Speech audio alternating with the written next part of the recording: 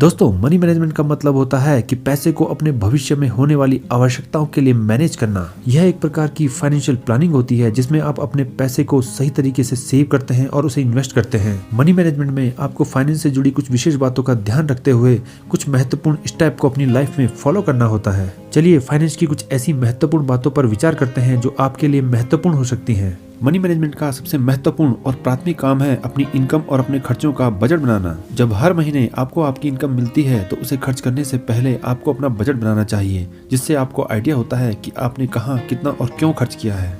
आपको ये भी आइडिया होता है कि आपने कौन सा खर्चा जायज किया है और कौन सा खर्चा आपको नहीं करना चाहिए। सेकंड स्टेप में आपको अपने बजट में ऐसे खर्चों को तुरंत रोक देना चाहिए जो अनावश्यक हैं और जिन्हें रोका जा सकता है। हम अपनी लाइफ में कुछ ऐसे खर्चों को करते हैं जो ना तो महत्वपूर्ण होते हैं और ना ही आवश्यक। ऐसे खर्चों को तुरंत रोक देना चाहिए जिससे आपकी सेविंग बढ़ती है।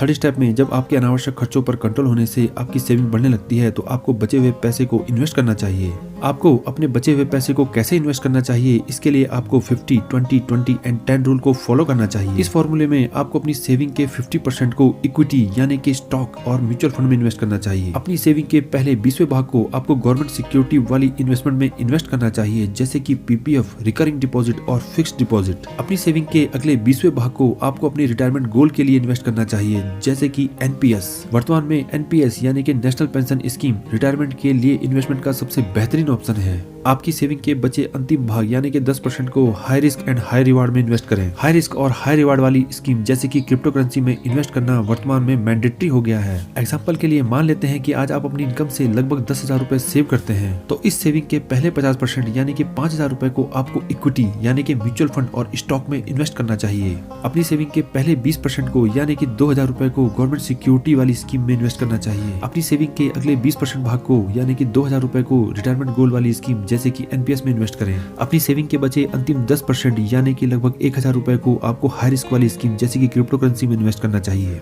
दोस्तों, फाइनेंशियली फ्री और रिच बनने के लिए आपको अपनी सेविंग को सही तरीके से इन्वेस्टमेंट करना आना चाहिए। मनी मैनेजमेंट के ये स्टेप आपको आपकी लाइफ में ग्रोथ दिलाते हैं, इसलिए आपको इन स्टेप को जरूर फॉलो करना चाहिए ताकि आप फाइनेंशियली फ्री और रिच बन सके।